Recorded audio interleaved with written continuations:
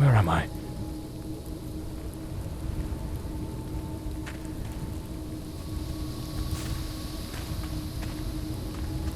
I know it's following me. I can feel it.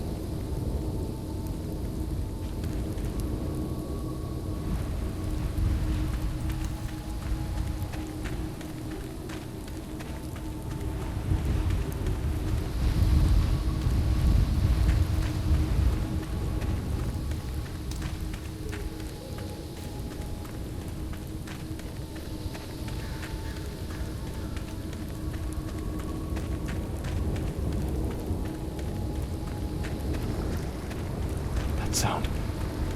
It's coming from the river.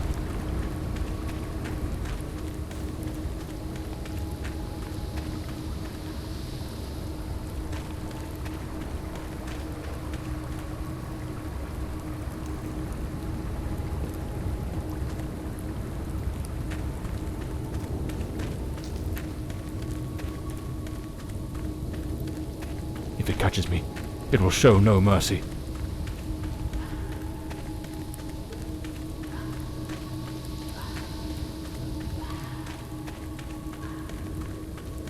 I know it's hidden somewhere in this forest.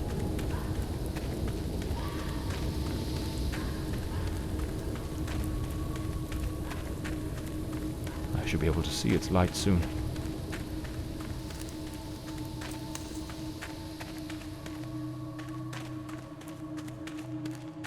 At last, I can gather my strength and plan how to face that monstrous thing.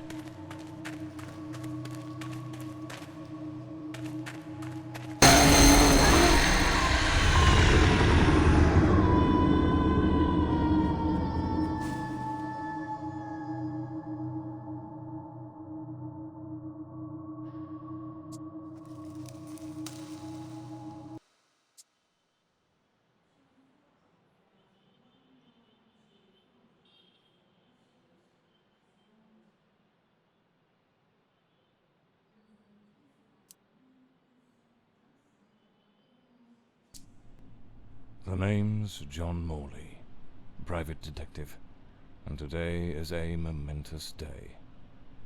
After enduring the most exquisite tortures at the hands of those blasted nurses, and being pumped full of enough medicine to fell an ox, today I'm finally free. Who would have thought that the case of the Red Shoes murder would end the way it did? A stormy night, soaked to the skin, wrestling that brainless killer on a rooftop. Then a slip and a 5-story plunge. It appears you're awake at last. We had considerable difficulty rousing you earlier this morning, so I deemed it best to let you rest a while longer. I bring you good news. The latest test results are favourable, and the doctor has authorised your discharge. You are now officially ready to go. I have placed your belongings on the table. Oh, and a lady stopped by this morning with some clothes from the dry cleaner.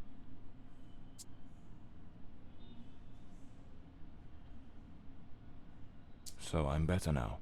Yes, you are much improved. Both your physical and psychological assessments have been satisfactory, and there are no impediments to your returning to your normal life. A woman brought my clothes from the dry cleaner. Was it Penny?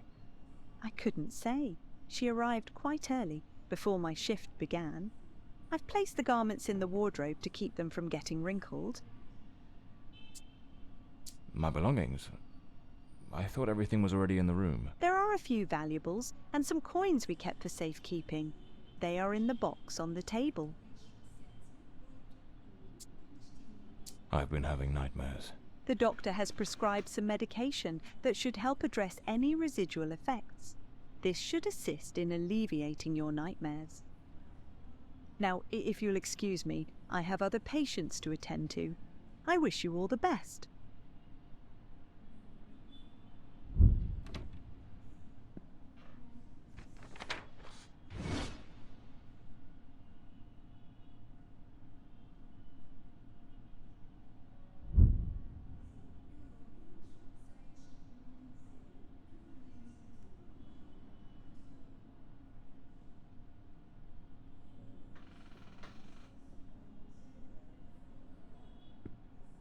Story of my life. Nearly broke. That's me, the bloodhound Morley. I better get dressed. There's notes from Penny, my secretary. She must have left it here a few days ago while I was still under observation.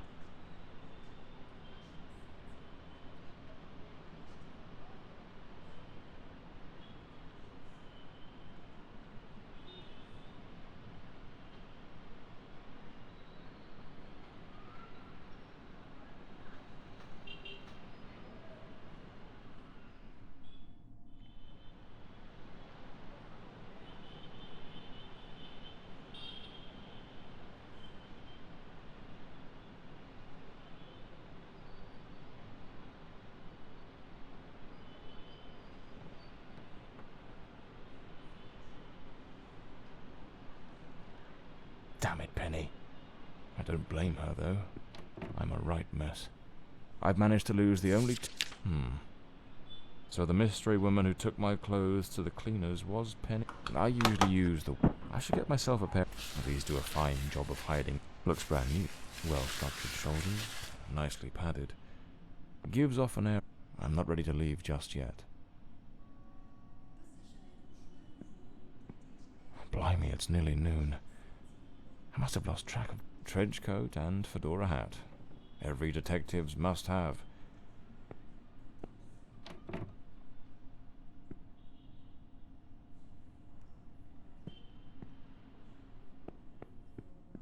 I'd better hurry up. Just like Penny says in her note, I might have a new client this afternoon. And with the way things are going, I can't afford to let that slip away. All right, let's get moving. Today's the first day of the rest of my life.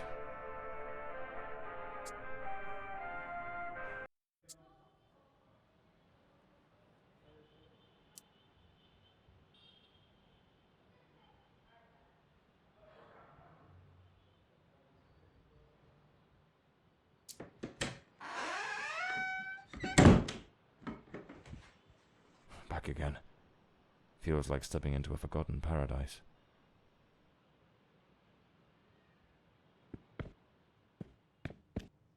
Everything has got that same old charm, and yet feels oddly new. This hospital stint's given me a bit of a new outlook. Maybe I'll take it a shade easier from now on, sticking to cases that don't demand a trip to the morgue. Here they are, Penny's keys, just like it says in her note.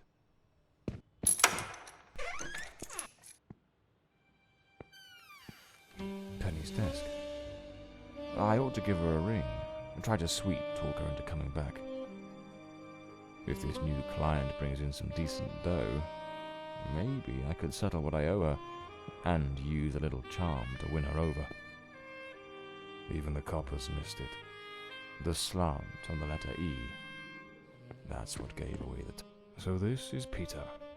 That smug grin's got "punch me" written all over it. The murder weapon from the cadaver collector case. The case of the Red Shoes murder. One of the most complicated I've faced. Finally. Case closed. This case is worth its weight in gold. Everything you need for a portable lab. This one's a favorite. The jealous lover solved everything with a few blows from my desk. Strangely tidy. Normally it's buried under papers, notes, bits of evidence. Penny must have wanted to leave everything spick and span before she walked out on me. Another one of my cards. But this one has my last name circled.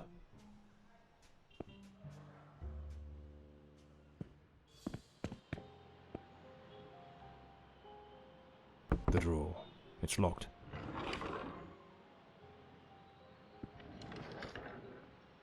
Amazing how this little gadget can reveal the devil in the details.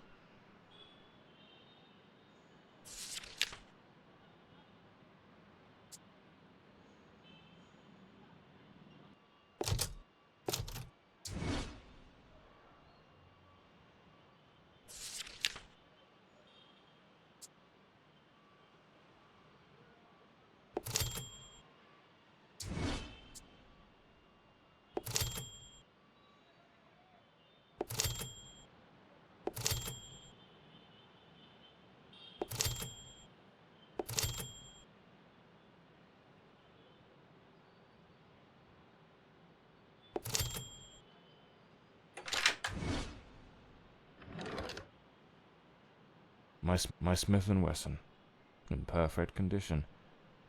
You never know when it'll come in handy.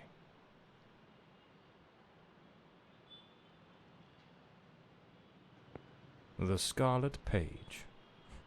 I trust Penny didn't go snooping through my things while I was away. Oh, my apologies, madam. I didn't hear you come in. I was a bit distracted. Good afternoon, Mr. Morley. I trust your assistant informed you of my visit as promised. My apologies. I was rather engrossed and didn't notice your arrival. To whom do I owe the honour of this meeting?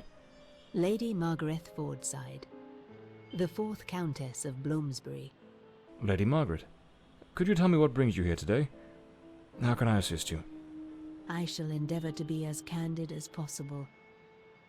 20 years ago, when my daughter was just 18, she was brutally murdered. It happened at our family estate, Bloomsbury Manor. Someone slipped into the house unnoticed, and upon reaching her room, delivered 5 fatal stab wounds to her chest, lungs, and heart. The police, eager to close the case, hastily blamed and condemned 2 violent thieves who clearly had nothing to do with her death.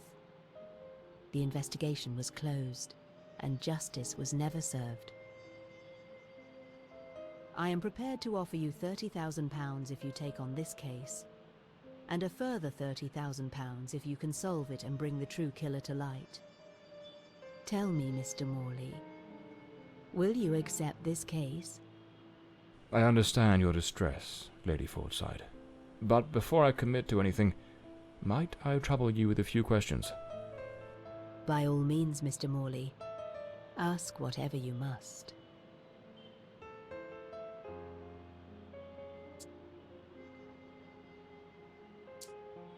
A case that's been cold for 20 years.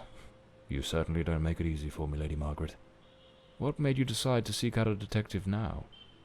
For over 2 decades, I've fought tirelessly to have the case reopened, to prove that the real murderer escaped justice. But all in vain. Neither solicitors nor well-meaning police friends, nor even journalists hungry for a dark story have managed to uncover anything. Then one day, I read about your success in solving the case of the Red Shoes killer. Regrettably, I also learned of the unfortunate incident that left you hospitalized with grievous injuries. On the advice of your secretary, Miss Penny, I waited patiently for your recovery. And now, here I am.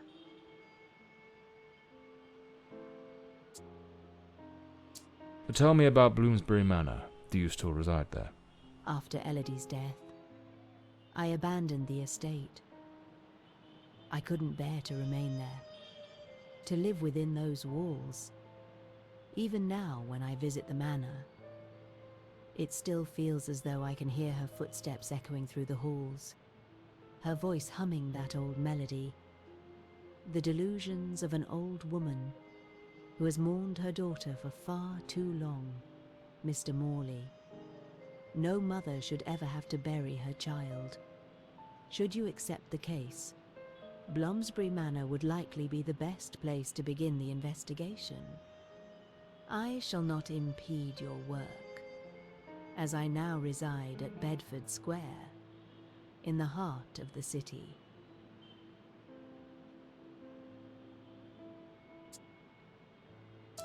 Tell me about the men the police arrested. Why are you so certain they weren't guilty? 2 days after the murder, the police arrested a pair of violent thieves who were terrorizing the county at the time. Though they swore their innocence in my daughter Elodie's death, their criminal record completely undermined their defense.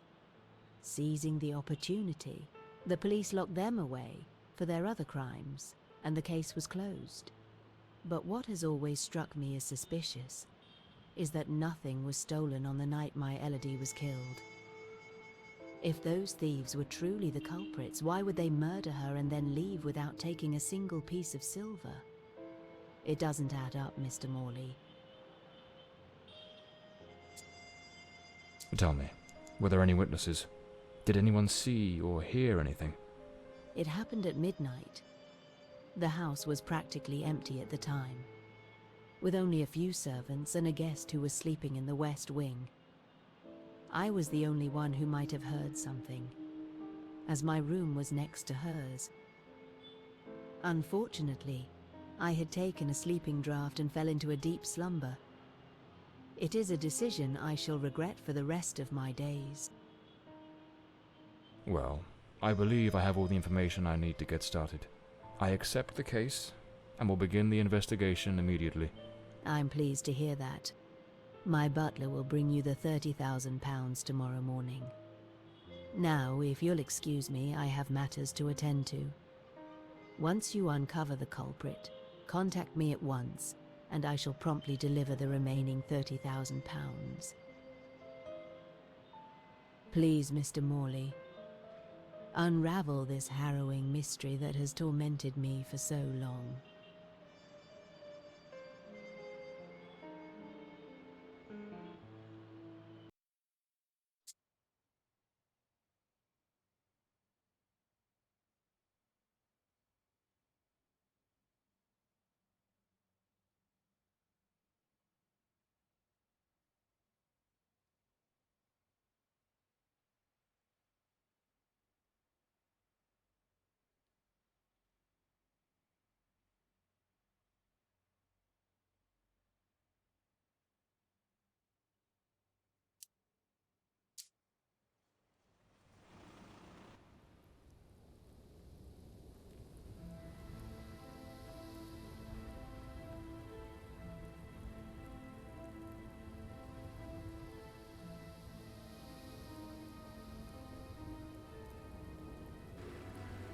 As I made my way through the dense forest path, a haunting silence enveloped the air.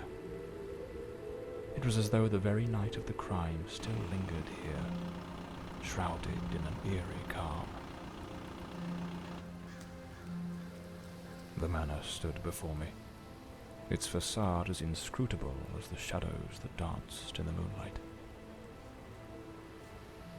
Every step I took felt like a step deeper into the heart of a mystery that refused to be forgotten.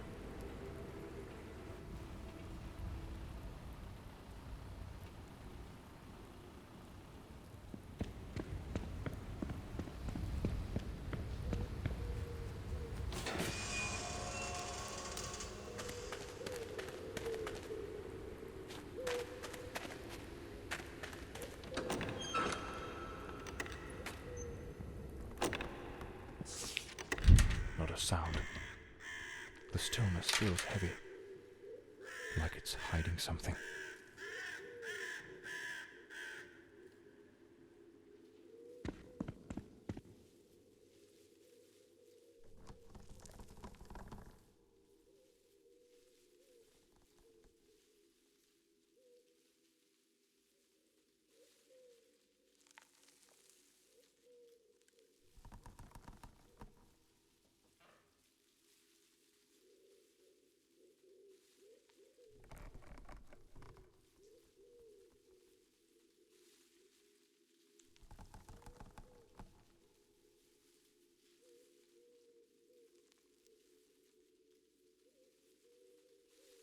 It seems Elodie had a passion for art, but her style wasn't exactly well received. The door's chained up with a padlock.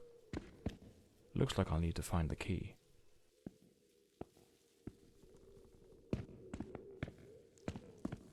A blue moon, fitting for a place haunted by its own secrets. Looks like the Countess left this for me. It could be useful for getting around the place.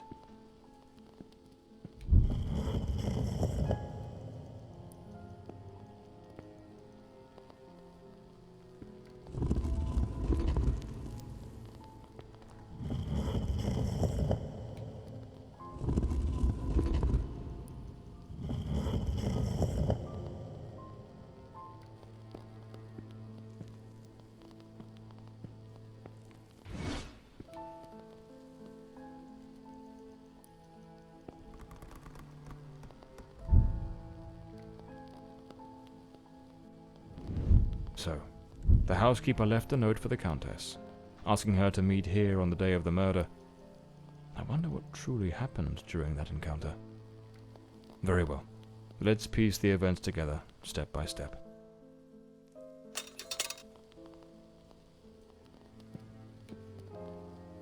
A globe resting in a beautiful wooden stand.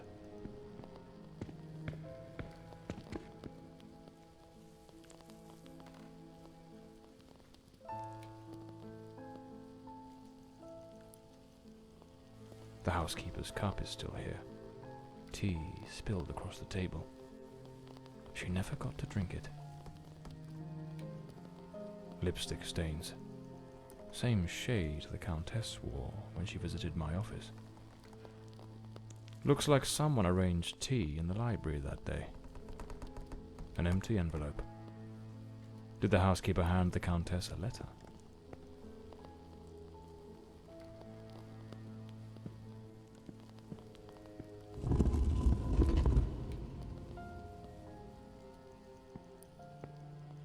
The Fordside family crest. A rampant dragon. A time-honored symbol across Europe. Looks like this is the Fordside family book, showing some of their ancestors.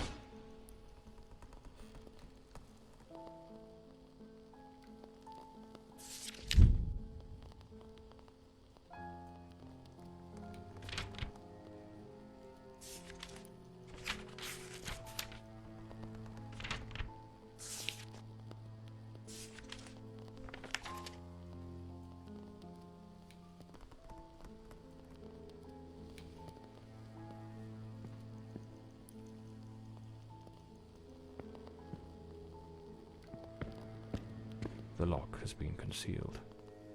This door must open by some other means.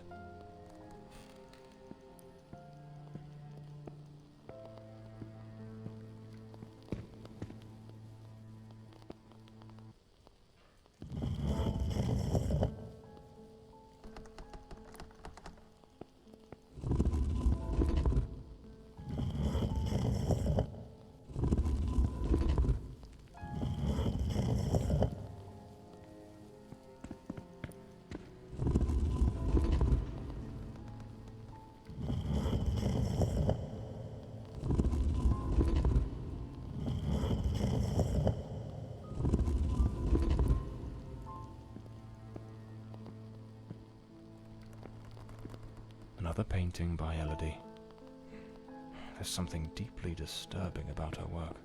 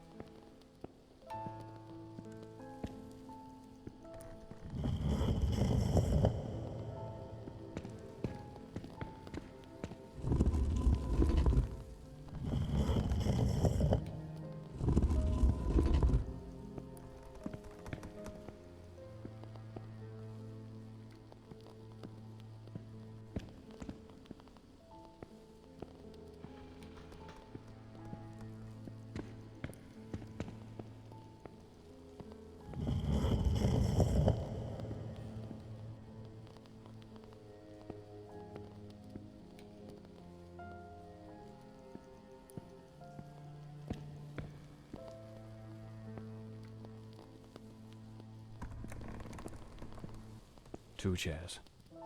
One of them knocked over. It seems they met here. But something went wrong during the conversation. I am very angry. After all these years of service, this is how you repay me? Walking away like this? I'm sorry, madam, but the situation has become unbearable. My bags are already packed.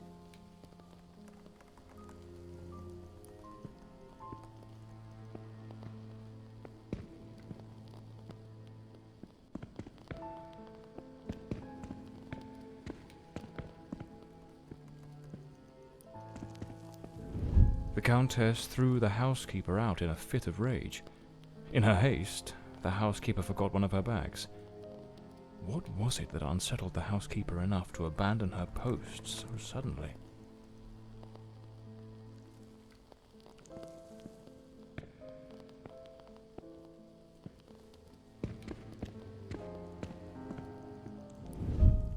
Lady Fordside, still seething, burned something in the fireplace.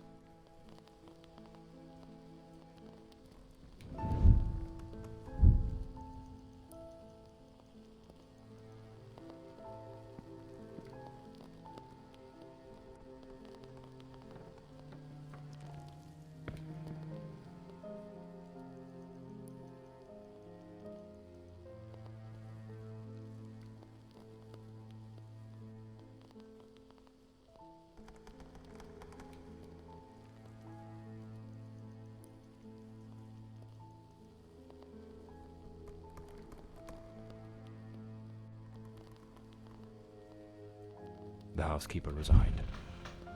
Seems something, or someone, troubled her greatly. Enough to break the long-standing family tradition tying her to this place.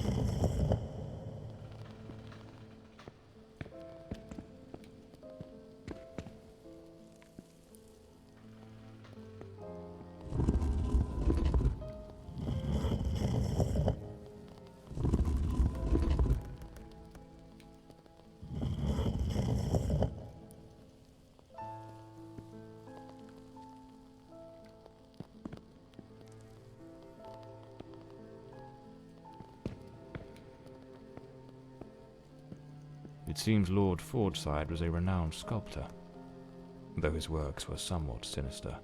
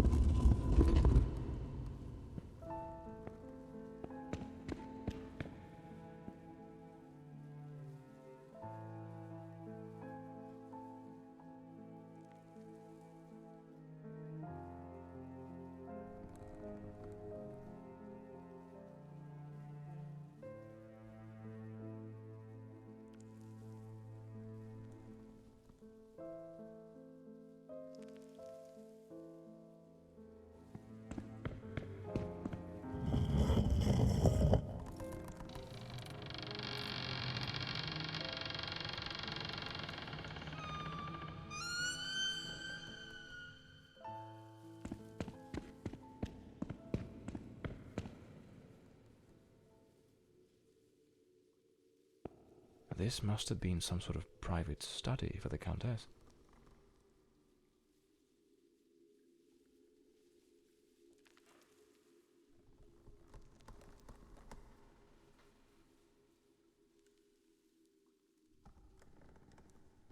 Elodie was committed to a psychiatric. Lady Margaret and a young woman. I suppose it's Elodie. They look happy. This looks like the key to the main hall. Could be my way into the heart of the house. An old pocket watch. Probably a British passport. Lord Fordside was undoubtedly a man of the world.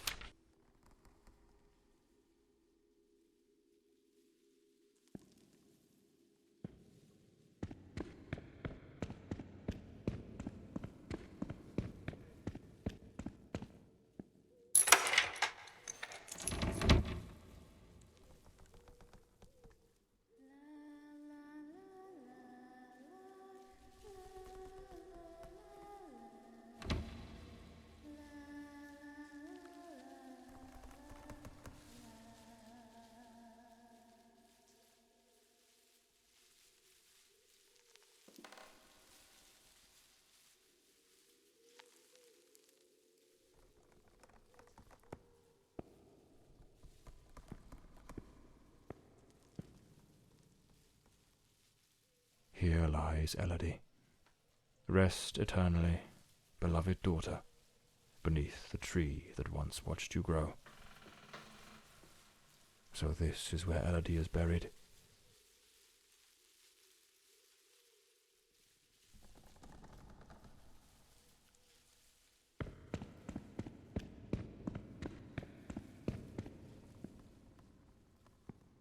Layers of dried oil paint, left untouched for 20 years.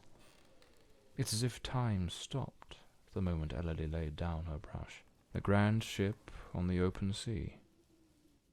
Looks like the last painting Elodie was working on was of a ship at sea. The whole gallery is filled with maritime references. She seemed quite upset. A man with his back turned, watching a ship. This door appears to lead out to the back garden. Locked with a padlock. Looks like some sort of clue. Trace the tree's journey from birth to decay. Follow the path of the artist in a thoughtful display. Arrange the 4 stages and the door will obey. Unlock the path ahead as art lights your way.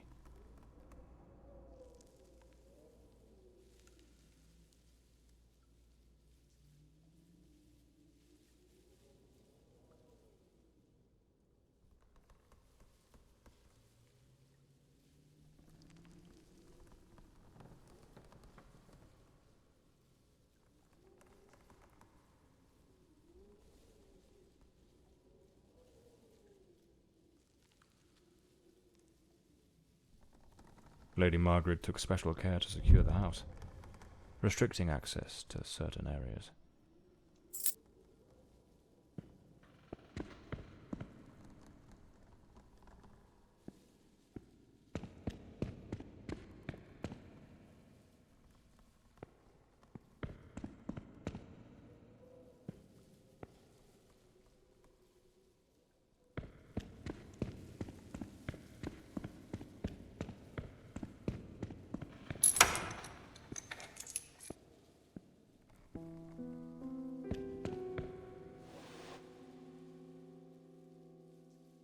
Some of these paintings are really dark and sinister.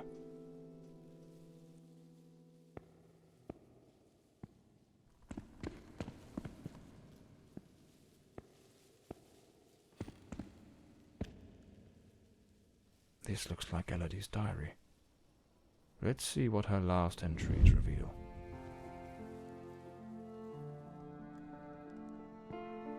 I'm absolutely over the moon. Walter has written to say he is coming. I met him at the Western Sanatorium, and we have grown so very close.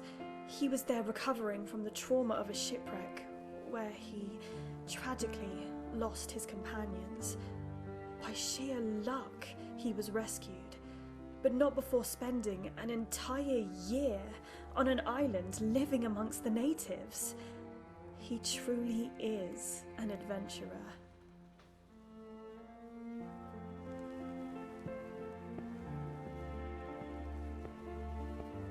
A young woman screaming in the middle of the darkness.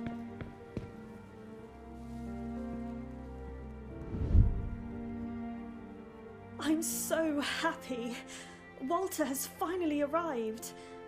I must admit, I am utterly captivated by him.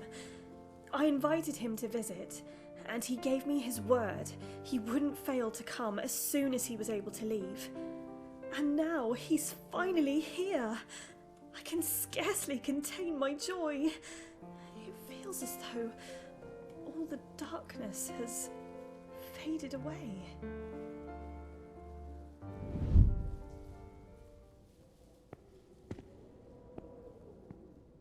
They looked so in love, so happy.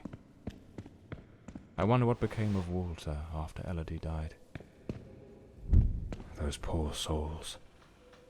Tragedy seems to have cast a long shadow over this family. Damn it, it's not here. It's simply not here. This must be the Countess's handwriting. Looks like a commercial seaman's yearbook, listing ships and their crews. It's open to the pages under S.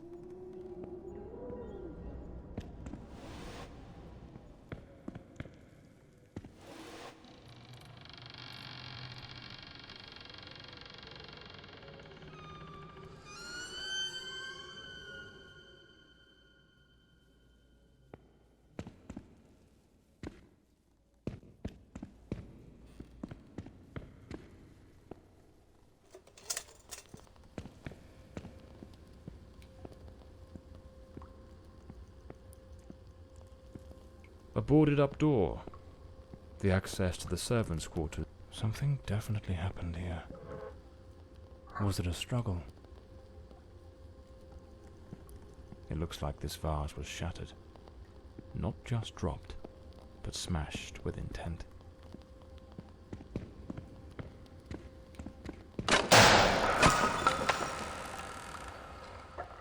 Looks like the crowbar is broken. A good way to motivate the staff. A backgammon board. One of the oldest board games. Miss Marva apparently knew her way around the tarot. What a dreadful spread. And what a chilling omen it revealed. Evil approaches. It will bring death, and lay ruin to the house and all who dwell within.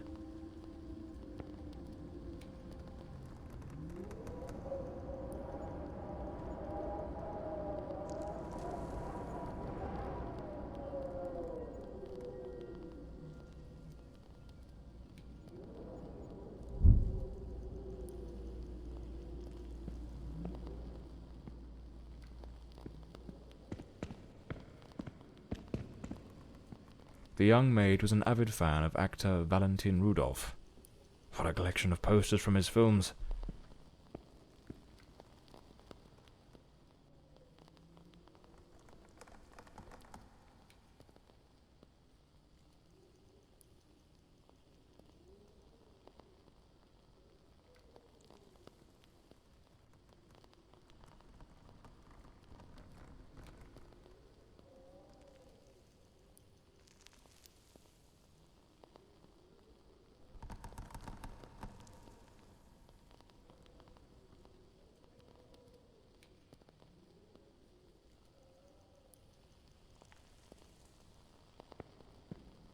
A doll pierced with an awl. A warning?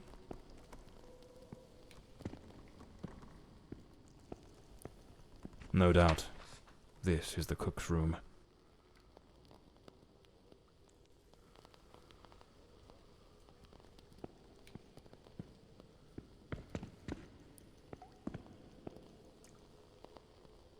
Lady Margaret, after the death of her daughter, dismissed the staff and left the mansion.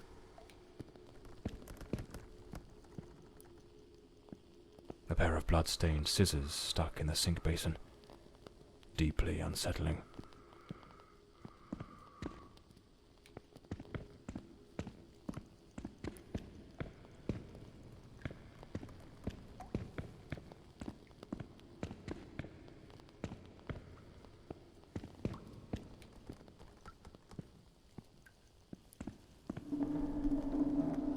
is someone else in the house.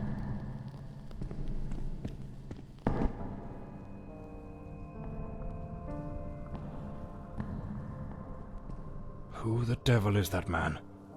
He had a knife. I'm completely in the dark here. I don't think he saw me.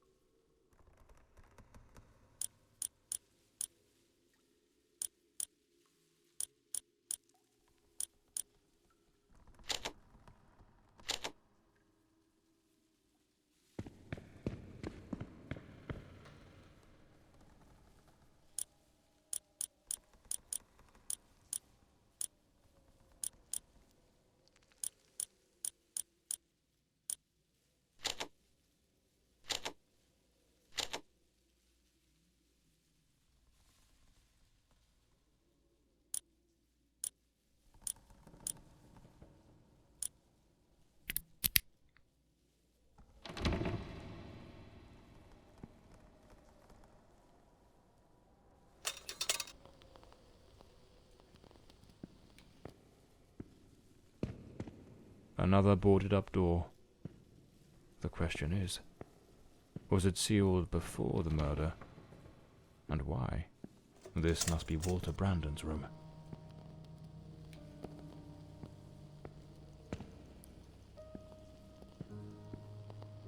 A compass and a sextant.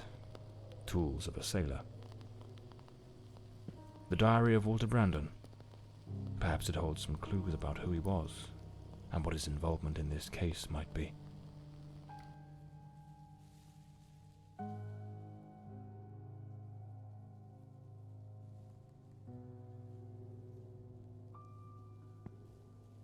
An empty bottle.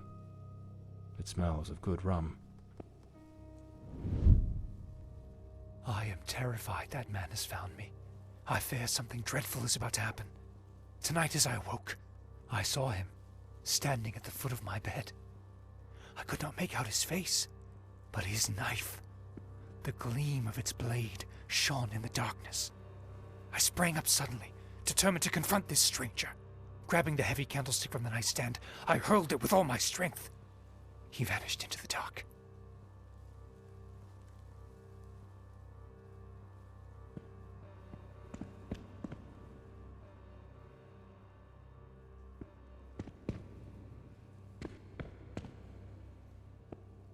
A model ship. Mr. Brandon must have felt a deep yearning for the sea.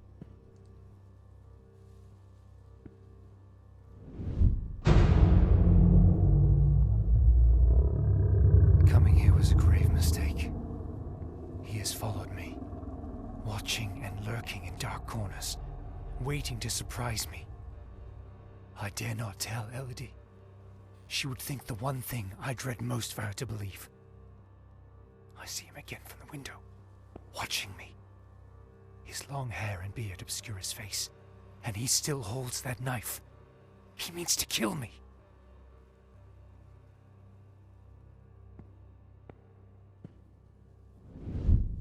I am losing my faculties. It is best I return to the ship. Everyone seems to be conspiring against me. The housekeeper despises me, accusing me of misconduct. Perhaps I'm not a man of refinement, but I know what respect is. Yet this morning, as I awoke from my rest, she was enraged with me. It was of no use to tell her I had slept peacefully. An external maid who comes to clean was crying and accusing me of having approached her in an unseemly manner. I would never do such a thing. I am a sailor, a man of the world. I know how to conduct myself.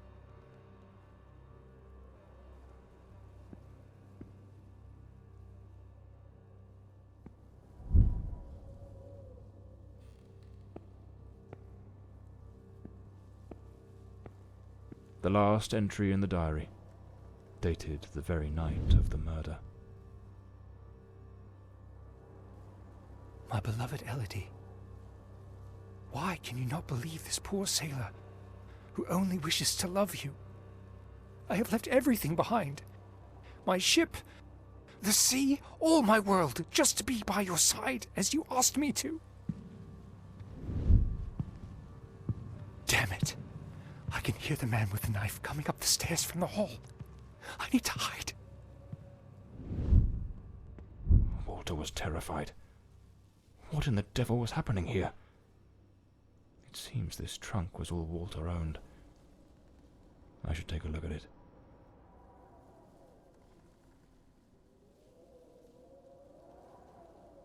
Looks like the key to the back garden.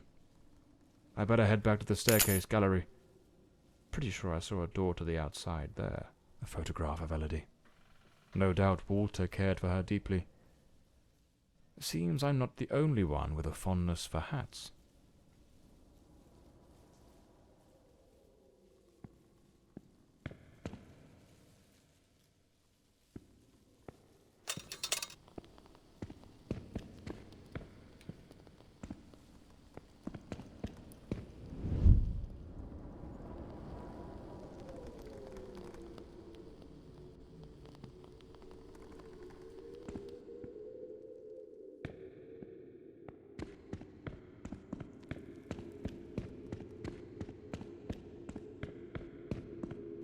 At that old fountain in the garden, now little more than a basin of stagnant water, one can still make out the faint impressions of bloodied hands.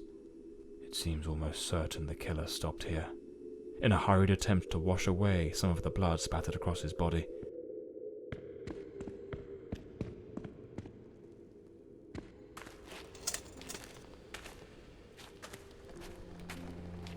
Here's the missing kitchen knife. Undoubtedly the murder weapon. A filthy coat, soaked in some kind of blackened, hardened liquid, aged over time. Despite his injuries, the killer rid himself of anything that might incriminate him before fleeing the scene. The boots, the coat, even the knife. It's a chilling thought, but those very items remind me of the figure seen lurking near the manor. The same figure Walter Brandon spoke of with such dread, and perhaps the very one who was said to have harassed the maids. That mysterious presence was, in all likelihood, the murderer of Lady Fordside. This ought to do the trick for that boarded-up room upstairs, just by Walter Brandon's room.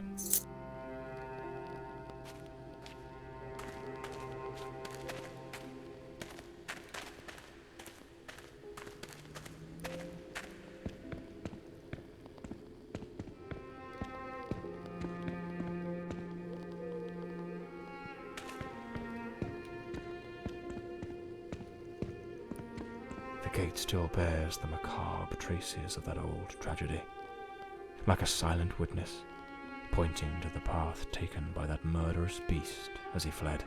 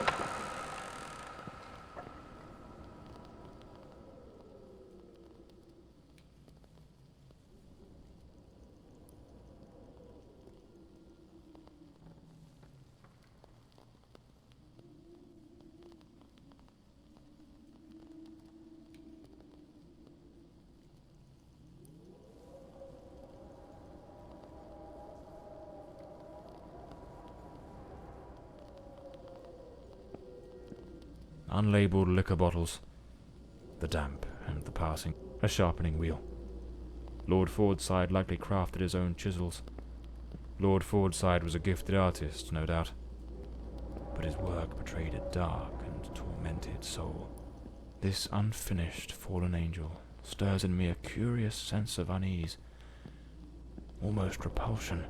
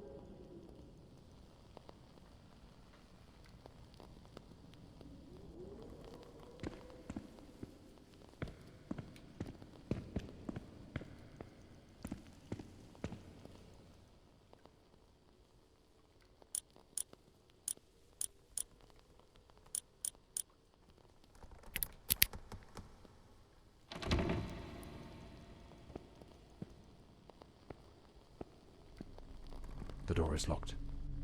I'll need to find the key.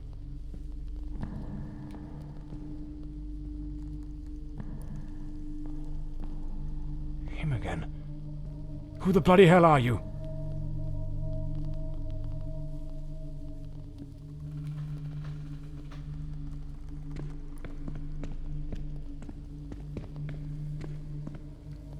Where's that man gone?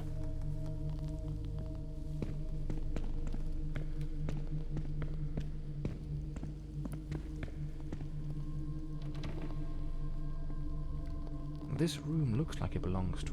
Seems Lady Mar... It's a damn fine bottle of wine. But no one in their right mind would open a vintage like this and leave it abandoned.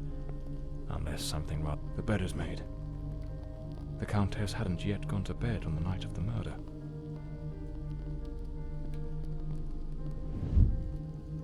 This is a nightmare. I am deeply concerned for Elodie. The housekeeper has long been warning me about Walter.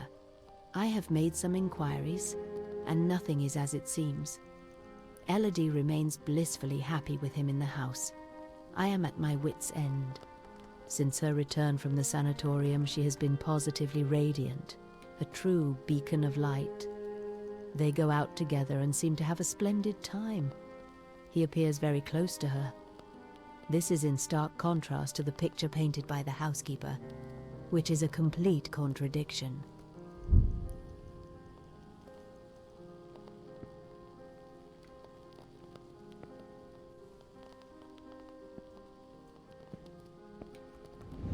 Last night I heard him scream. He seemed to be in the throes of a panic attack. I approached on tiptoe to the guest quarters, and then suddenly I was struck with terror. An insane, maniacal laughter echoed through the night. It did not sound like him. The following morning, Walter and Elodie went out to sail on the pond. Everything appeared normal, and he was the most charming he has ever been.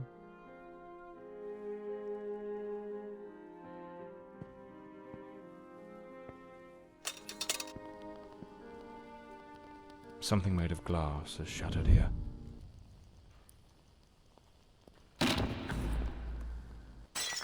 Oh my God, what is that noise? It's coming from Elodie's room.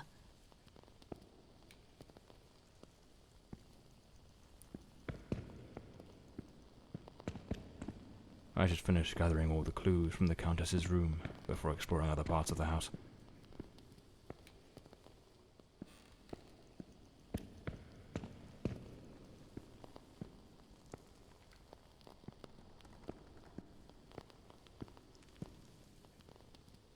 The fireplace tools, all knocked over on the floor, and unless my eyes deceive me, the poker appears to be missing.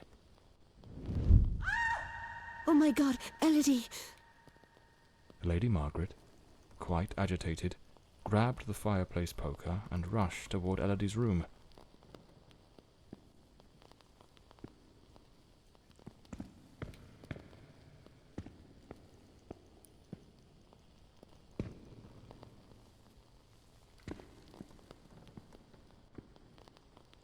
A key, likely the one to Elodie's room.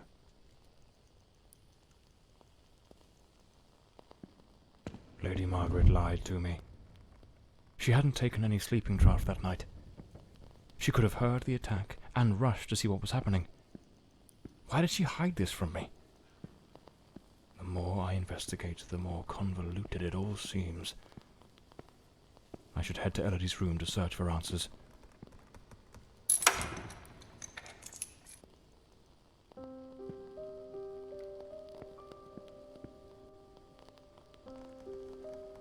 There was a struggle here, clear as day. Not a clean break-in. The killer wasn't subtle. Photograph of Lady Fordside and Walter Brandon. If my memory serves me right, looks like it was taken at Westland Asylum. A rag doll, tossed on the floor. I'd wager it used to sit neatly on the bed.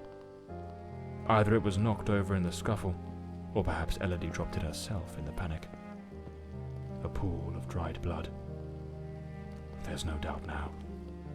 This was the scene of the crime. Judging by the sheer brutality of the crime, we can almost certainly conclude the killer was a man of considerable build. The blood-stained coat, found alongside the greenhouse knife, suggests that the mysterious figure seen loitering nearby may, in fact, be the very same individual who committed the murder.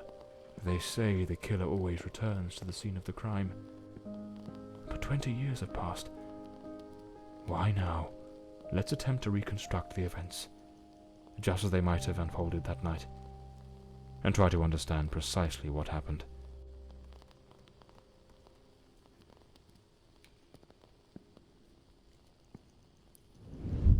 A teacup on the bedside table. Elodie must have lain down that night, perhaps already drifting to sleep.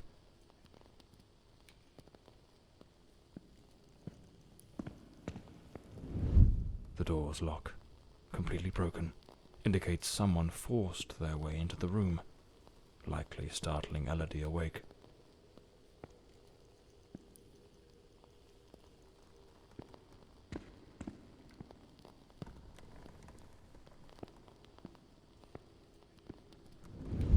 Elodie tried to flee, but the killer cornered her near the vanity. She lost her balance and fell, breaking the dresser and chair.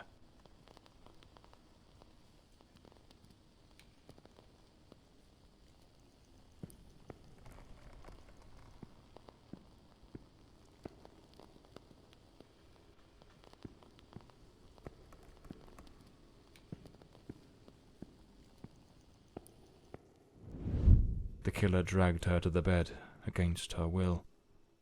In the struggle, one of the vases fell from the mantelpiece.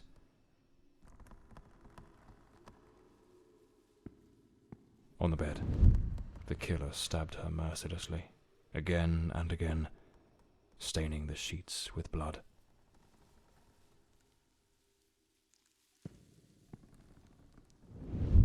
That's when Lady Margaret arrived, striking the killer with the fireplace poker, knocking him away from Elodie.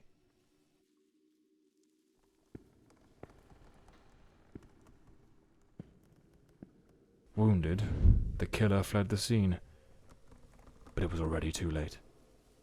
Elodie was already dead.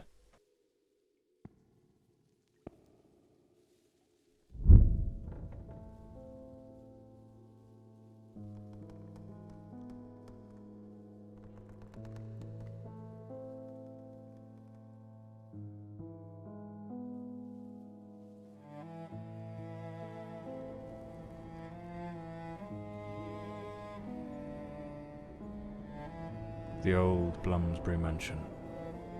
It choked my thoughts.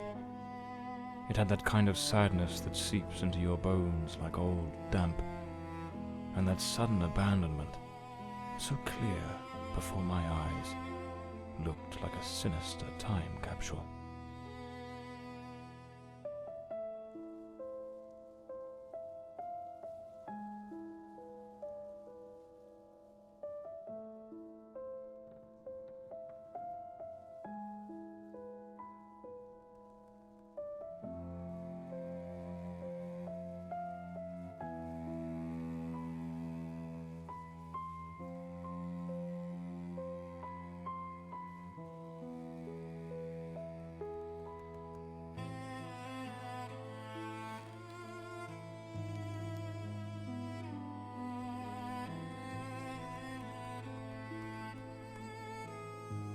One thing was certain.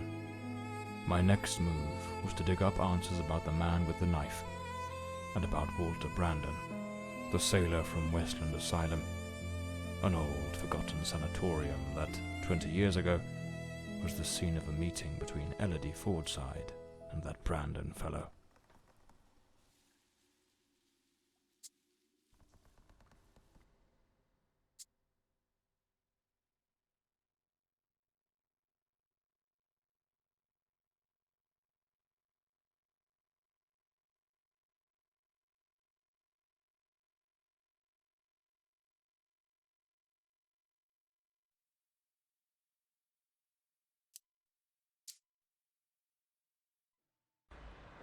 It was an ungodly hour when my battered car crept along the winding, shadowed road leading to Westland Asylum.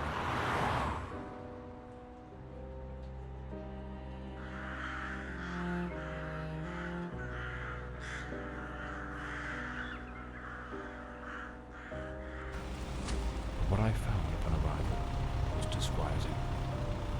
The building, forsaken for more than a decade, remained illuminated. Was it some ancient emergency system defying the passage of time? Or was someone awaiting my arrival?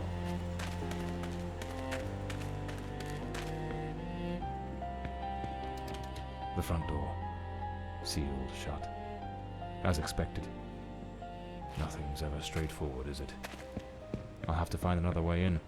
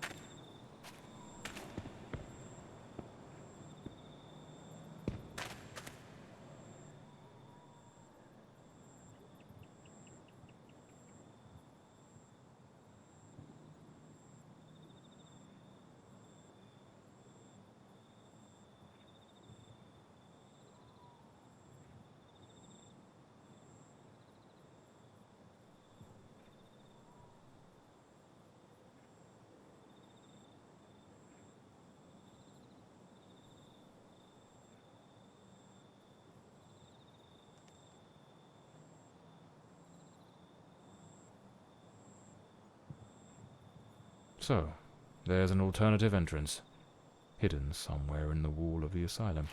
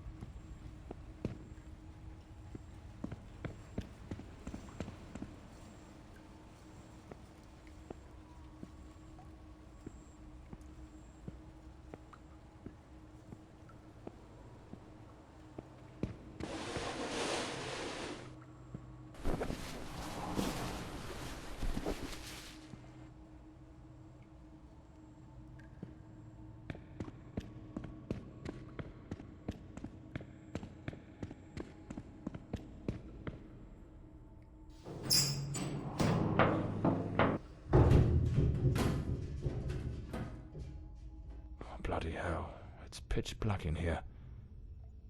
Looks like I've stumbled into what could be the kitchen.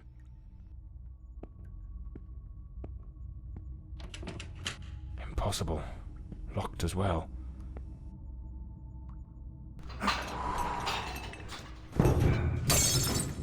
Damn it. The lantern. It's broken. I'll have to manage without it for now.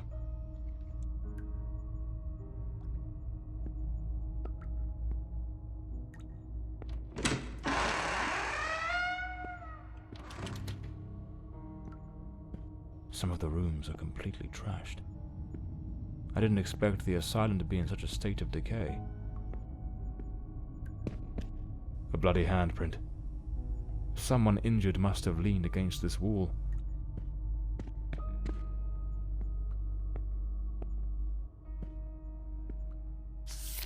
May 1922. This letter was written half a year before Elodie's murder. It's possible she was still a patient here at the time.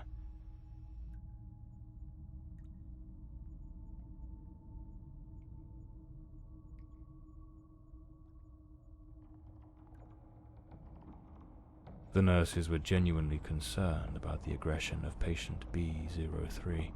Westland Asylum was a top place in its good old days.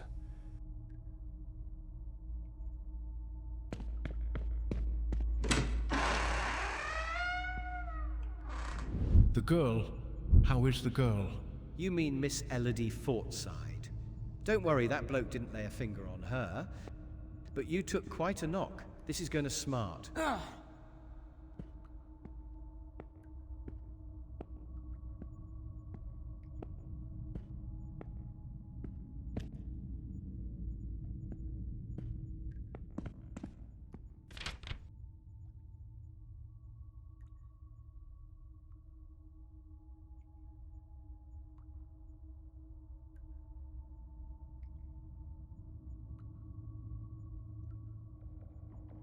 The asylum was shut down 10 years ago.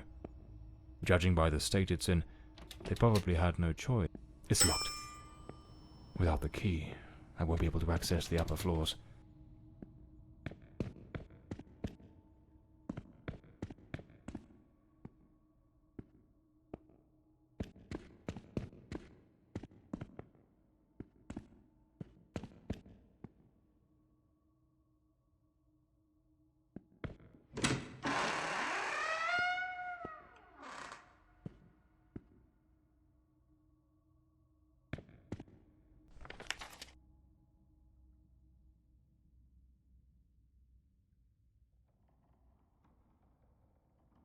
I need to find Dr. Sheridan's office.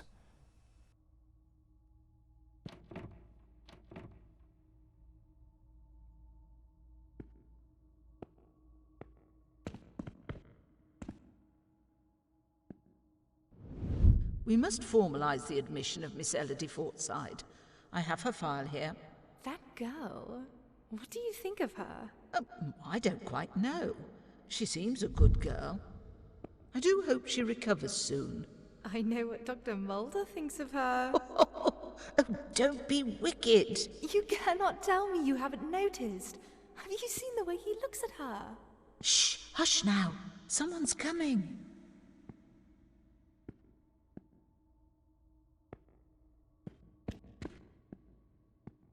This file cabinet is now empty.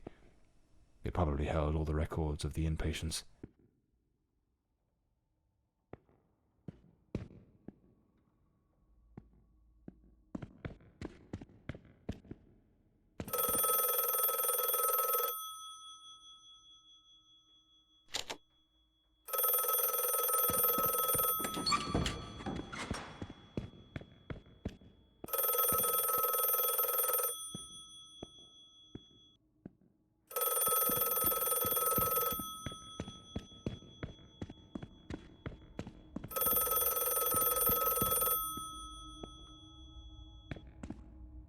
Hello? Hello? Can you hear me? Mr. Morley, is that you? Lady Margaret? Mr. Morley, I'm so relieved to hear your voice. I've been trying to reach your office, but I couldn't get through to anyone. It's awfully late at night, Lady Margaret. How on earth did you know I was at Westland Asylum? Well, I was already in bed, truth be told. But there was something on my mind. A vital detail I'd forgotten to mention. I called your office, searched for you at the mansion, and when I couldn't find you there, I assumed you might be investigating at the asylum. I see.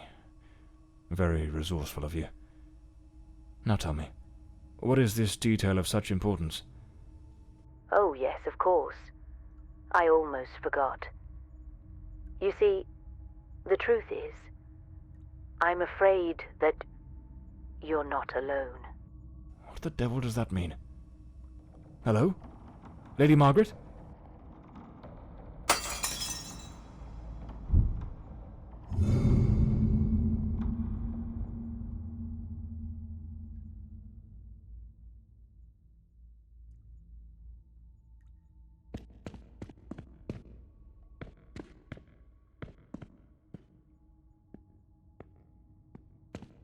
Is someone there?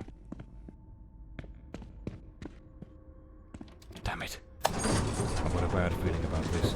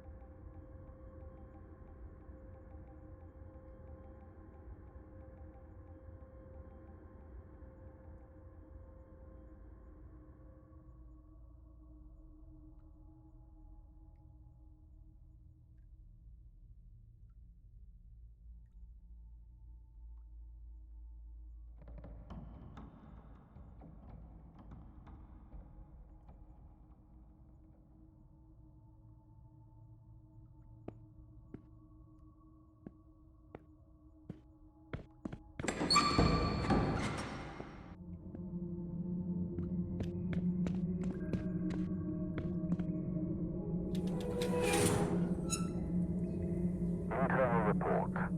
Patient B03, identity unknown. Male, early 30s. Admitted after being the cause of a series of violent incidents. The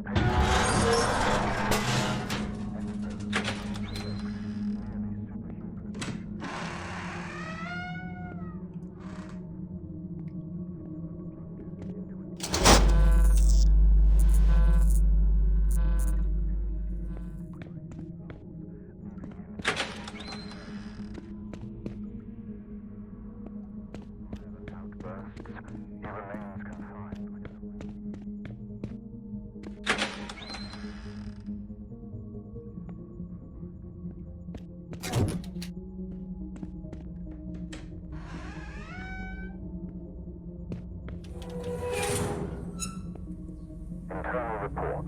Patient B08, Miss Beatrice Marin, female, 28, reclassified after initial misidentification. Miss Marin presents with severe self-destructive behaviors. She engages in autosarcophagy, self-cannibalism that has markedly compromised her physical integrity and compulsively ingests her own hair. These actions, driven by deep psychological torment and overwhelming despair, leave her in a perilously fragile state. As a precaution, she is secured in a straitjacket and confined to an environment entirely devoid of any utensils or objects that might facilitate further self-harm.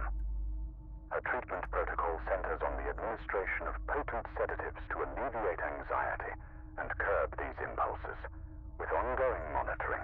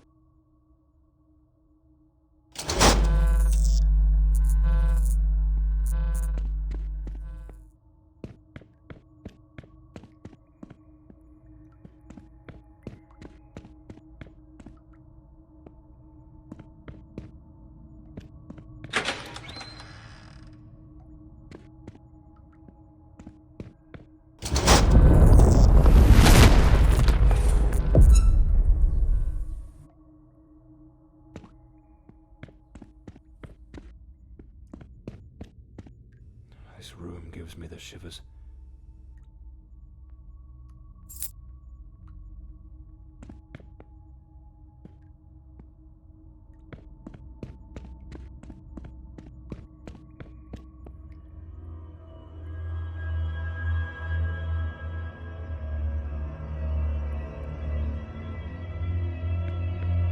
I need to hide.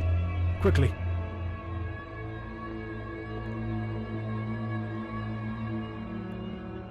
I can't hear it. Could it be gone?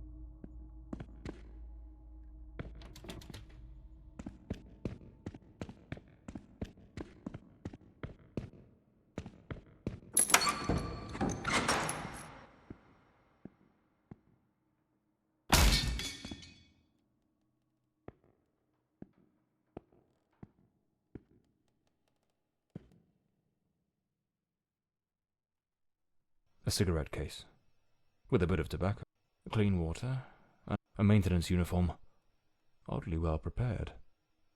Not a speck of dust on it. Looks like someone's been coming through here. Perhaps this is what Lady Margaret meant in her call.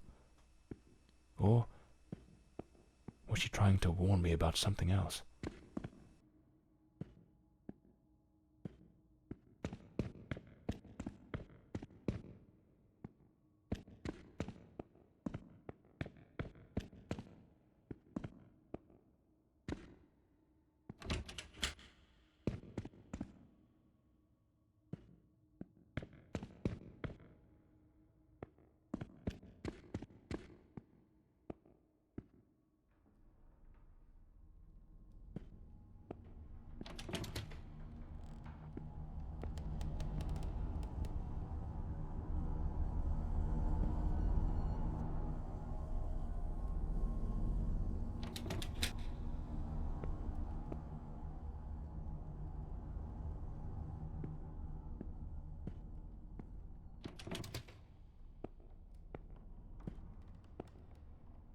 I'd rather not go through there.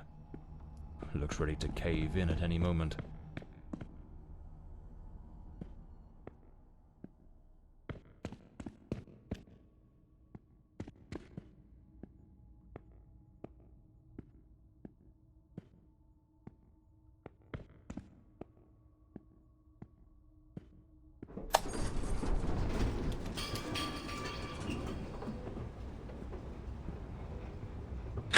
Here it is.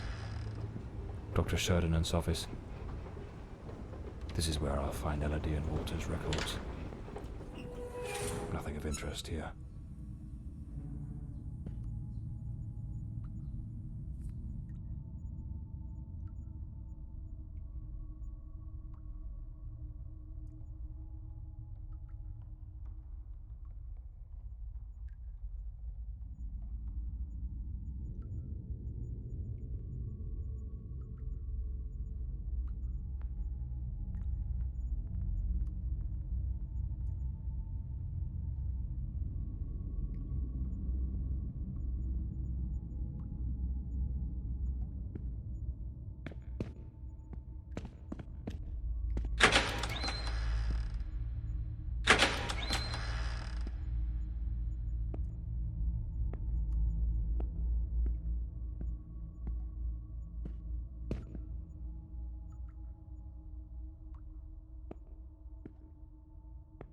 Elodie's record. Patient at the sanatorium.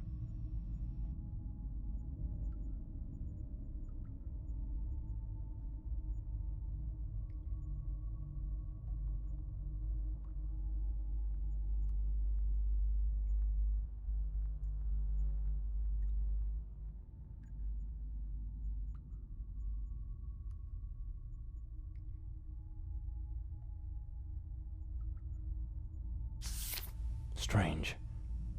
Elodie's record was easy to find, but there's no sign of anything related to Walter Brandon. Something doesn't add up. What am I missing?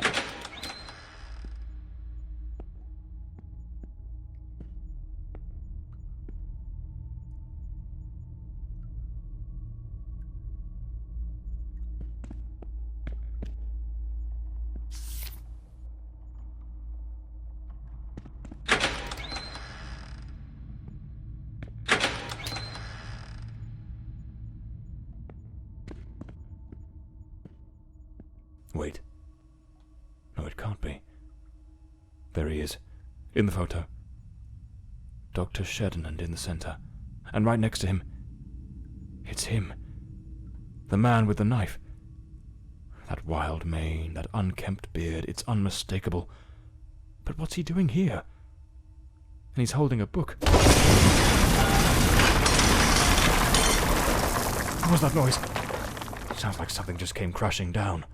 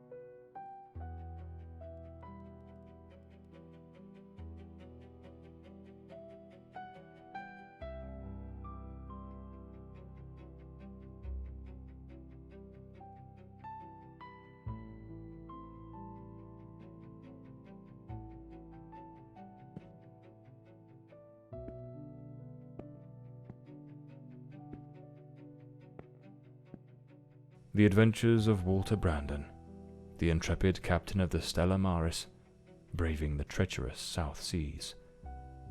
What in the devil does this mean?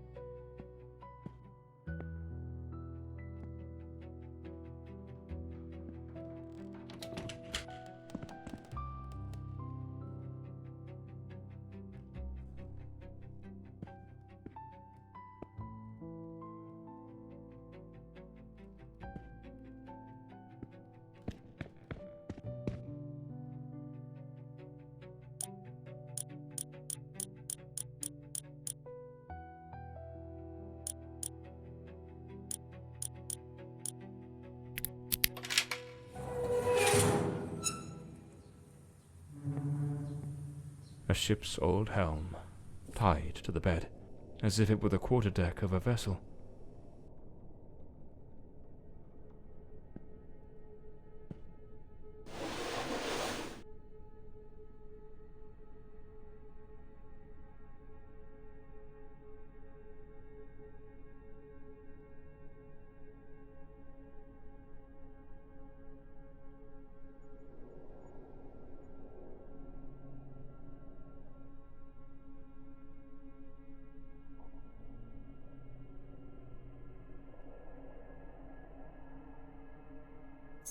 This must be the key. That hospital screen is positioned like the sail of a ship. Stella Maris. That was the name of the ship captained by Walter Brandon. This room is the room of a madman. The entire space is arranged as if it were the deck of a ship. Did that man truly come to believe he was a character in an adventure book?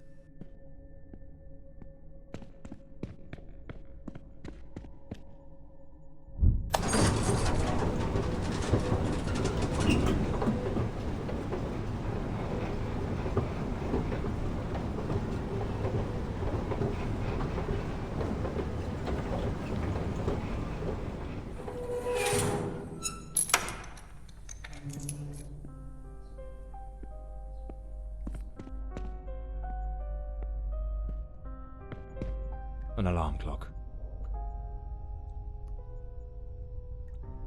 Their secret hideaway.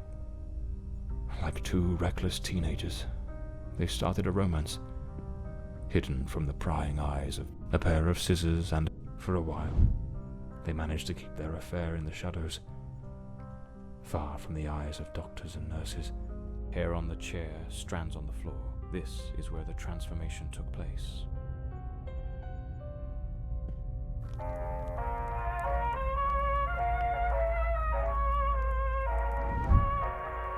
She remade patient 1365 in the image of her most secret longings.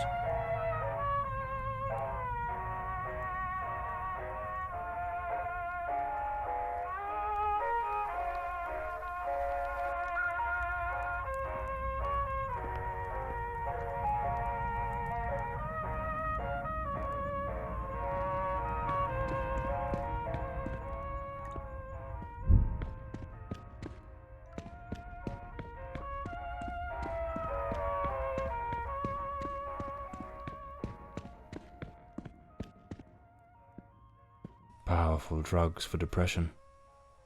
Anxiolytics. The girl improved, but it seems the doctors were baffled by her mind. Looks like Elodie found herself a little hideaway to keep practicing her dark craft. Elodie found painting, and with it, a way to spill the shadows that crawled through her mind.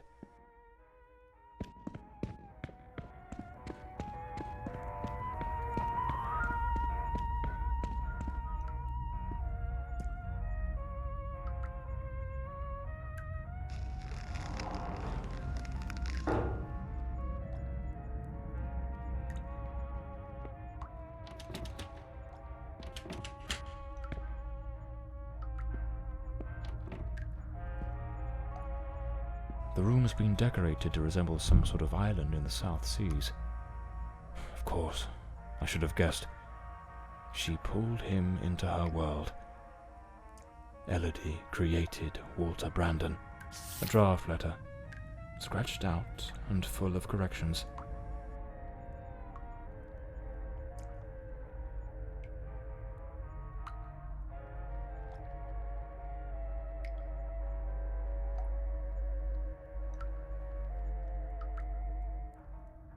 She goaded him into leaving the sanatorium. That man was desperate.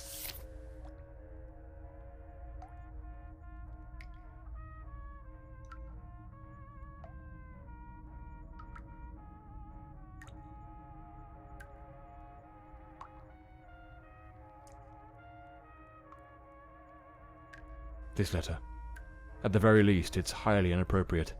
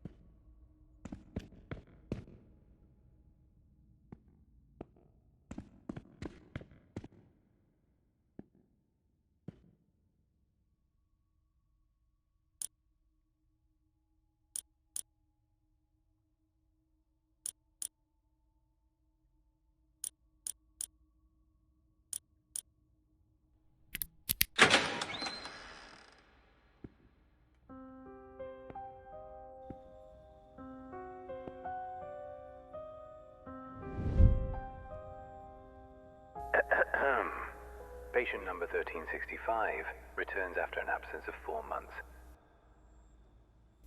He's in a state of utter disorientation, perspiration pouring off him, and good heavens, there's a severe wound to the skull.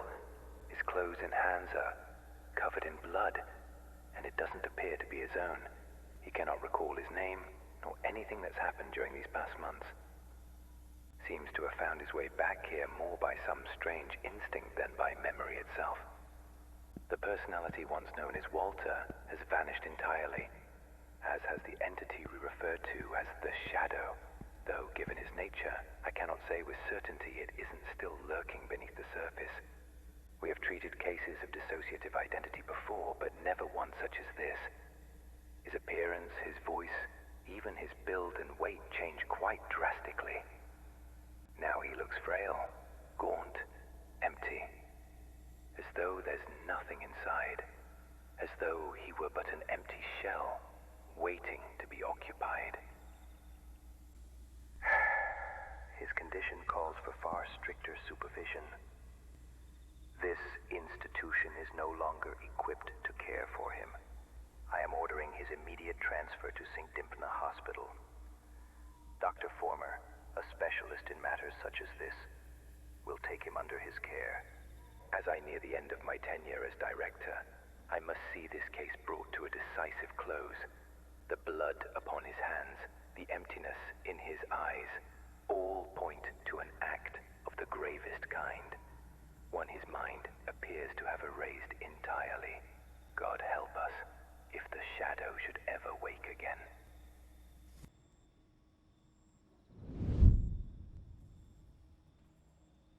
So it seems Walter came back to the sanatorium of his own accord, though he was utterly incapable of recalling what he'd done. They moved him to St. Dymphna's Hospital. Could he still be there after 20 years? What became of him? I'll have to follow this lead.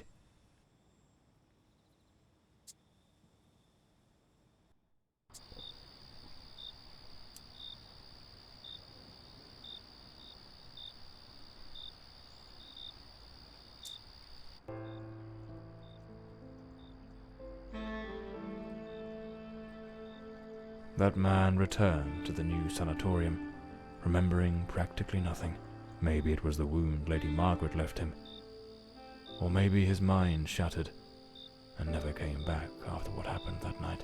As for me, I was hired to find the one who killed Lady Fordside, and my intuition told me they were still there, in the depths of St. Dymphna. I sensed that the end of the road was waiting for me in that place.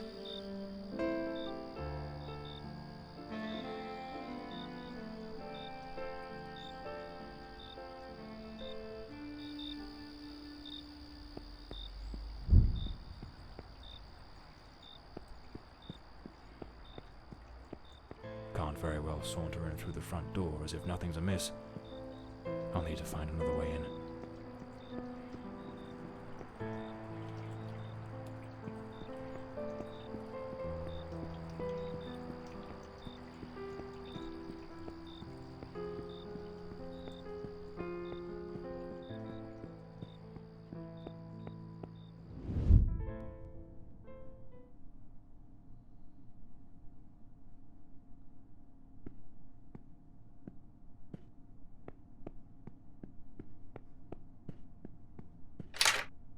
It's locked.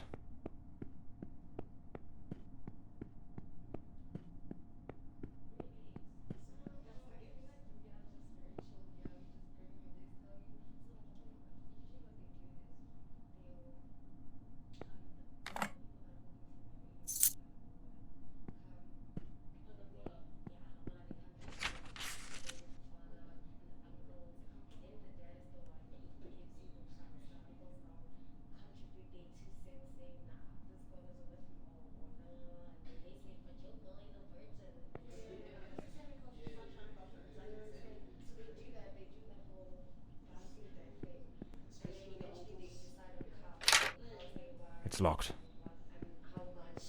The night shift nurses are behind this door. I need to find another way into the hallway to the rooms.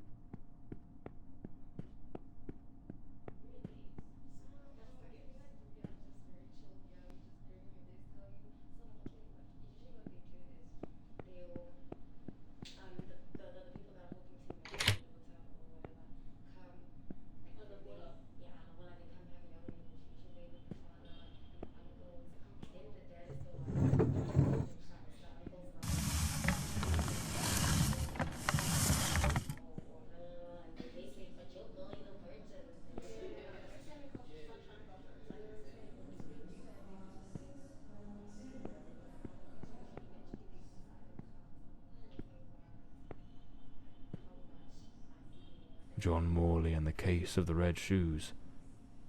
What the devil does this mean?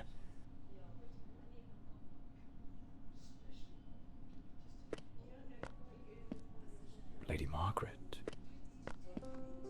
That fateful night, I was startled by the noise. those wretched cries of agony from dear Elodie. I rushed to her chambers, and there you stood, stained with the blood of the one soul I cherished above all others in this world. The housekeeper had warned me, but I turned a deaf ear. Elodie was finally happy, even amidst your incessant bouts of volatility. Yet, with the passage of time, your demeanour darkened. More and more frequently, that sinister presence lurking within you began to surface, each appearance more violent than the last. Elodie no longer gazed upon you with the starry-eyed affection of a smitten young woman. The atmosphere in this house grew suffocating, fraught with an unbearable tension. That very afternoon I spoke with her. She had resolved to end your engagement. You seemed, or so I dared hope, to have accepted it with grace.